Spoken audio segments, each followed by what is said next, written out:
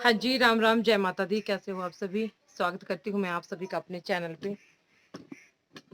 अभी इसमें पता नहीं क्या प्रॉब्लम हो गई। तो जैसा कि आपको पता है कि आज है 2 तारीख और 2020 और आज है मेरे बड़े बेटे का जन्मदिन।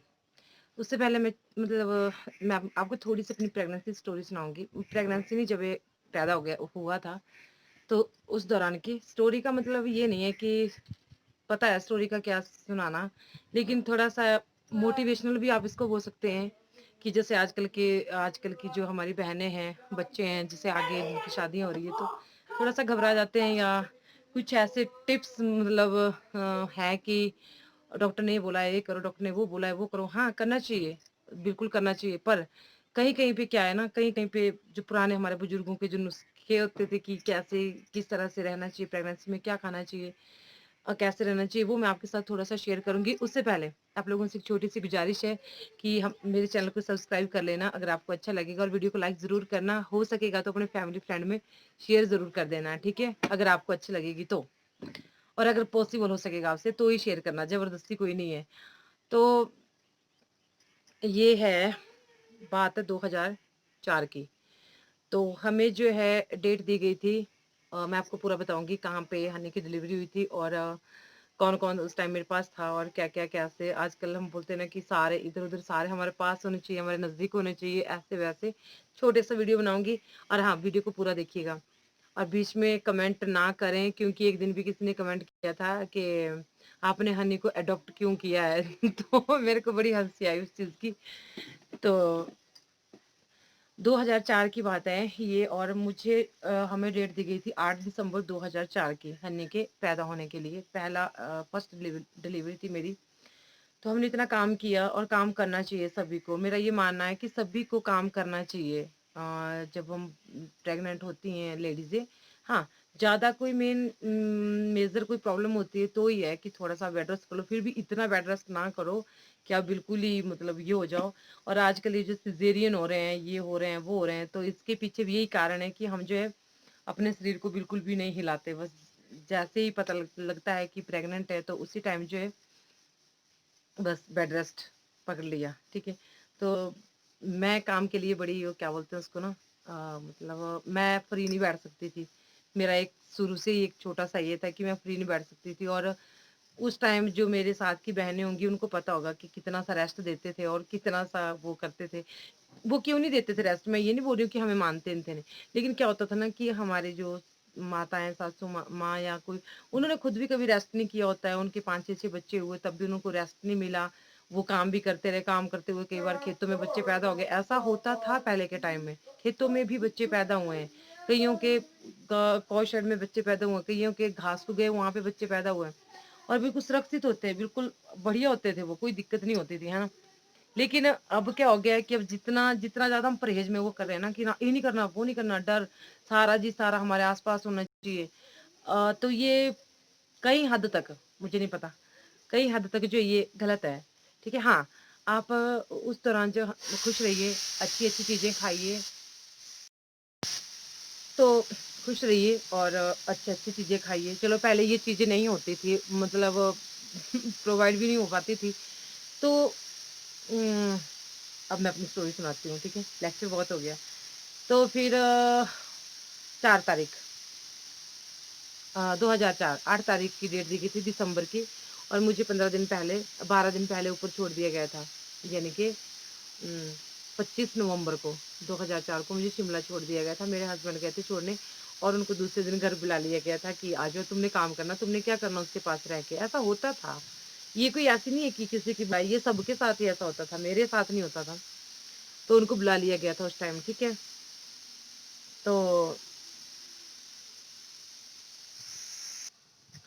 तो फिर उसके बाद जो है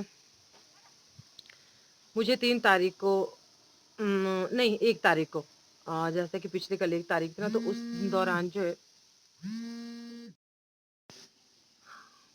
बार-बार फ़ोन आ रहा था बीच में। तो 1 तारीख को मुझे जो है दर्दें शुरू हो गई थी, पेन शुरू हो गया था। याद आती है ना, तो मैंने सोचा चलो आप लोगों के साथ शेयर कर दूँ और एक अच्छी उसमें करूँगी, मोटिवेशनल तरीके से करूँगी ये नहीं कि उसको मतलब आप डिमोटिवेट या डरा दिया, जैसे कि आजकल यूट्यूब पे ट्रेंड चला है उसका प्रेगनेंसी का, तो कि उसको डरा-डरा के बेचारी को जो न्यू मतलब जो भी हैं प्रेग्नेंट होती हैं, तो उनको पहले डर लग जाता है, पता नहीं क्या होता है, ऐसा कुछ नहीं होता है, ठीक है? और माँ बनना एक कितना सुखद एहसास होता है वो अ, उसी टाइम पता लगता है जब बच्चा होता है, तो उसके लिए हमें पहले से तैयार रहना होता है।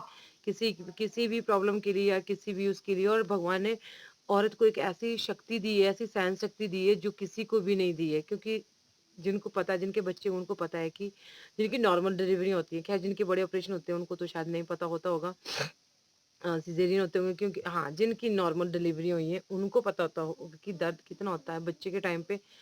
तो देखिए, हिम्मत रखिए, हौसला रखिए, और मतलब बहुत तकलीफ़ होती है।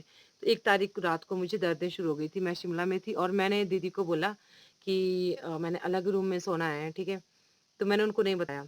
ऐसा होता था पहले, अब तो पूरे मोहल्ले में पता लग जाता है कि हाँ, बच्चा होना है, होता है ना?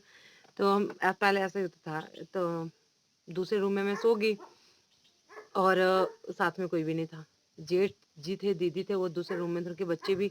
मैं अकेली थी, पूरी रात मुझे दर्दें लगी रही, पहले हल्की-हल्की थी, और मैं जो पूरी रात एक गर्म पानी की बॉटल होती है ना, जो वो रबड़ वाली कैसी होती है वो, उसको गर्म करते गैस जहाँ पे खाना बनाते थे ना दीदी, वहाँ पे मैं सोई थी, क्योंकि वहाँ पे वो भी था, चूल्हा भी था, तो मैं पानी गर्म करती रही, और कमर में होती है दर्द, कमर में ज़्यादा दर्द हुई थी मुझे, तो कमर में होती हैं, पेट में होती हैं, तो मैं उठती रही, हर 10 मिनट बाद मैं पूरी रात नहीं सोई। फिर मैंने सुबह कहीं जाके कोई 10 बजे मैंने दीदी को बताया। दीदी के पास गाय होती थी, तो वो जो है गाय को घास वगैरह लाते थे पहले, बहुत करते थे हमारी बड़ी दीदी ना, बहुत किया उन्होंने, सभी देवरानी, अपनी देवरानी को, सबसे बड़ी है ना, तो सभी देवरानियों के बच्चे बड़ी दीदी के पास ही हुए हैं, हमारे घर में किसी के नहीं हुए। एक मेरा शिमला में हुआ था और शानू मेरा मम्मी के पास हुआ था नीचे। तो दीदी ने बोला वो मतलब एक सास, एक माँ, उस टाइम वो ही थी सब कुछ हमारे लिए वहाँ पे, क्योंकि घर में पशु थे, तो हमारी सास नहीं जा सकती थी शिमला, घर में पशु थे, मेरे हस्बैंड भी घर में ही थे, बाकी तो जॉब करते थे, मेरे हस्बैंड ही घर पे रहते थे, तो उनको घर में ही रखा गया था। और 6 बजे के करीब, हाँ, सुबह 6 बजे मैं उठ गई थी। उठी तो थी, सोया कौन था?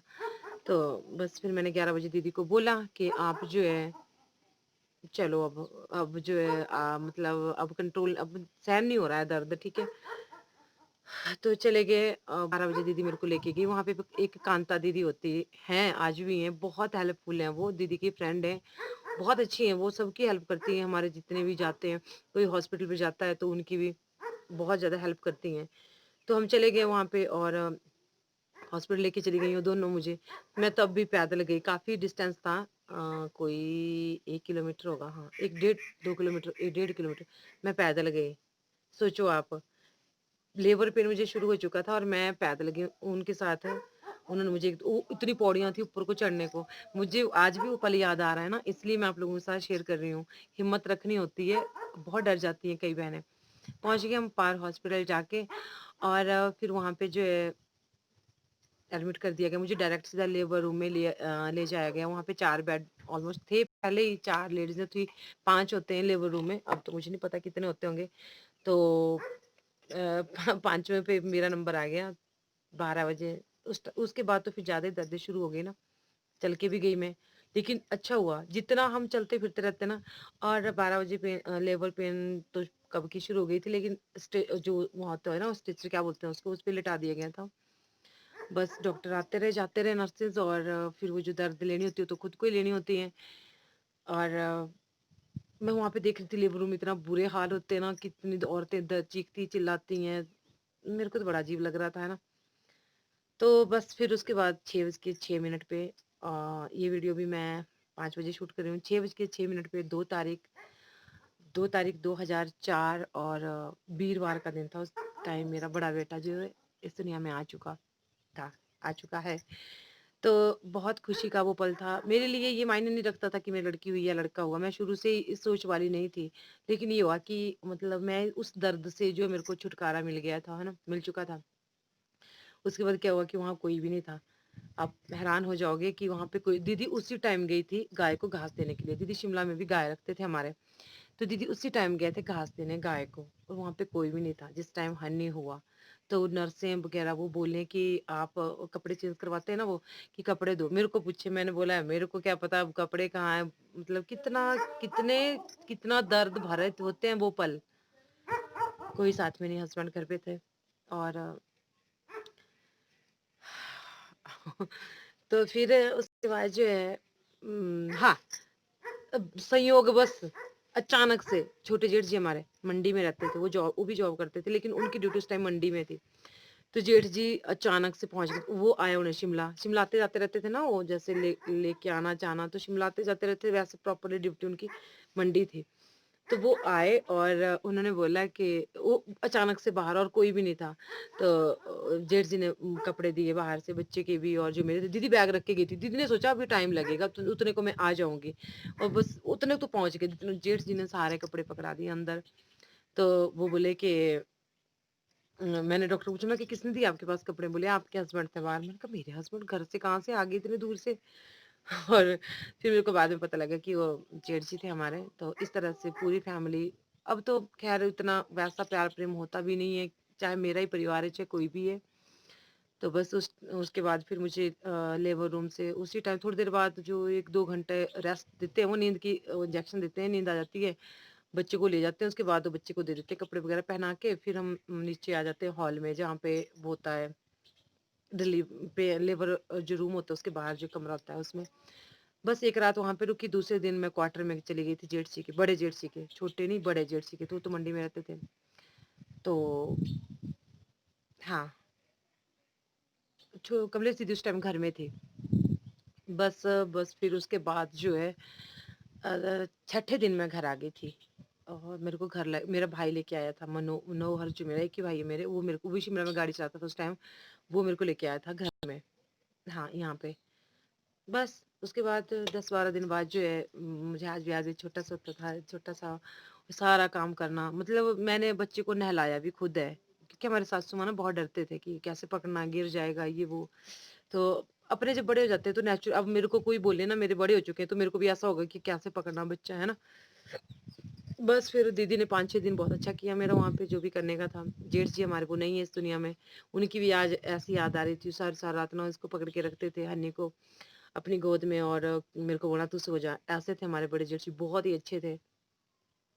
तो मतलब सारी यादें आ गई, सब सब कुछ याद आ गया आज के दिन। तो मेरा इस प्रेगनेंसी स्टोरी को सुनाने का सिर्फ और सिर्फ एक ही मकसद था कि अ, हर मुश्किल के लिए तैयार रहना चाहिए। हमारे पास कोई भी नहीं था। घर में आ गए, अब तो घर में जब आते हैं बच्चे होते हैं, मैंने देखा है, मेरी दीदी की बहू भी या कोई भी है, बिल्कुल भी कुछ भी काम नहीं करवाते। 1-1 साल तक बच्चे कुछ भी नहीं करवाते बहू से, या 6-6 महीने तक। तो हम तो एक साइड से आए थे, दूसरी साइड से बच्चे का करना, घास को फिर जब मेरा बेटा 13-14 दिन का था, तो उस टाइम कमलेश दीदी चले गए थे शिमला बच्चों को पढ़ाने। अ 28 दिन का था, 13 दिन का था। ऊम ऊम मतलब जो कराते हैं ना पूजा, हम 13वें दिन कराते हैं, 12वें-13वें दिन। तो 18-19 दिन का था। हनी जब कमलेश दीदी चले गए थे शिमला बच्चों को लेके। बड़ी दीदी पहले शिमला रहते थे, छोटी की अभी शादी नहीं हुई थी, तो बच गई मैं, और 3 भैंसें थी, 2 बैल थे, 2 बच्छू थे छोटे-छोटे, मुझे आज भी याद है, भेड़ें थी 3, और गाय थी, मतलब काफ़ी सारे पशु थे। तो वो सारा बर्डन मेरे ऊपर आ गया था, तो किया हमने उस टाइम, वो भी किया, सासू माँ भी करते थे। और मैंने बच्चों मुझे आज भी याद है, मैंने इनको क्या आदत लगाई थी, मैं कभी भी इनको इनके पास नहीं आती थी कि अ, फटाफट से आना, एक बार सुबह इनको दूध पिलाना, फिर दिन को आना, देखना क्या किया है क्या नहीं, इस तरह से बड़े हुए बच्चे। स्टोरी तो बहुत है, लेकिन मैं बस इतना सही बोलना चाहूंगी कि हिम्मत रखिए, हाँ, खान पान का ध्यान रखिए और चलते फिरते रहिए। मेरा मेन यही था बोलने का, कि चलते फिरते रहिए, ठीक है। जितना आप चलोगे फिर आप घर का ही काम करो, चलना फिरना, पौड़ियाँ चढ़ना, ये वो। हाँ, किसी को मेजर प्रॉब्लम में कई बता देते हैं, बच्चा ऐसा है, बच्चा वैसा है, तब तो ठीक है, आप रेस्ट करो। पर अगर ऐसे ही नॉर्मल, मतलब नॉर्मल डिलीवरी हो जाती है, बस आप हिम्मत रखिए, हंसते रहिए, मुस्कुराते रहिए, खुश रहिए। सबसे ज़्यादा मेन होता है खुश रहना। काम करते रहिए, काम से कोई नहीं मरता। ये पक्की बात है, काम करने से कोई भी नहीं मरता। हम सोचते हैं कि हम ये करेंगे हमारे बच्चे को ये होगा, कुछ नहीं होता यार, बच्चे को ये ऊपर वाले की देन है। जिसने इस कोख में भेजा है 9 महीने तक वो रखेगा इसमें, तो वो साँस कहाँ से जाएगी उसको, जो माँ लेगी वही होगा ना। तो इस जितना हिलेगा-डुलेगा और उतना ही। तो मेरे दोनों बच्चे जो नॉर्मल डिलीवरी से हो गए थे। मुझे नहीं पता कई लोगों को ये कहानी बुरी भी लग सकती है कि, लेकिन मैं अपनी बहनों से यही गुज़ारिश करना चाहूँगी, यही रिक्वेस्ट करना चाहूँगी कि इसको मतलब पॉज़िटिव वे से लीजिएगा। पॉज़िटिव वे से लीजिएगा, हिम्मत रखिए और माँ बनना एक बहुत ही सुखद एहसास होता है। और अब तो यूट्यूब पे भी हर कुछ हो रहा है, हर कभी प्रेग्नेंट, हर कभी वो क्या बोलते हैं उसको, मिसकैरेज, कभी कुछ। चलो, जो भी होता होगा, हमें उस चीज़ से कोई प्रॉब्लम नहीं है। लेकिन माँ की ममता के साथ कभी भी खिलवाड़ नहीं करना चाहिए, या झूठ को, क्योंकि कहते हैं ना, जो माँ की ममता के साथ खिलवाड़ करते हैं ना, कि झूठ को ये बच्चा हो गया, ये हो गया, उनको ना भगवान कभी ये मौका नहीं देता। और एक औरत जो है, तो चलो अब मुझे दीजिए इजाज़त, बस इतना सा ही है। अभी मुझे खाना वगैरह बनाना है। तो दूसरा वीडियो देखती हूँ कब तक आएगा, आप लोगों तक पहुँच जाएगा जल्दी 9 या साढ़े 9 बजे तक, ये नहीं तो फिर कल डालूँगी, ठीक है? तो जय माता दी। और अपना ध्यान रखिएगा, घर में रहिएगा। घर में है तो सुरक्षित है, मैं आजकल बिल्कुल कहीं नहीं जाती, बल्कि बहुत सारे काम है, मुझे जाना है, पर डर के मारे नहीं जा पाती। तो अपना ध्यान रखिएगा, ज़िंदगी का कोई भरोसा नहीं है, कब क्या हो जाए। हमारे यहाँ डेथ हुई एक, बहुत अच्छी थी बेचारी, यंग थी, लेकिन कहते हैं ना कोई, आज मैंने फेस वॉश किया है। ठीक है, जय माता दी। यही थी छोटी-सी, कुछ बातें भूल गई होगी तो सानू की स्टोरी सुनाऊँगी कि वो कैसे क्या, आप मुझे कमेंट करके बताइएगा। अगर सानू की प्रेगनेंसी स्टोरी आपने सुनी होगी तो मुझे कमेंट करिएगा। जय माता दी, ध्यान रखिएगा अपना।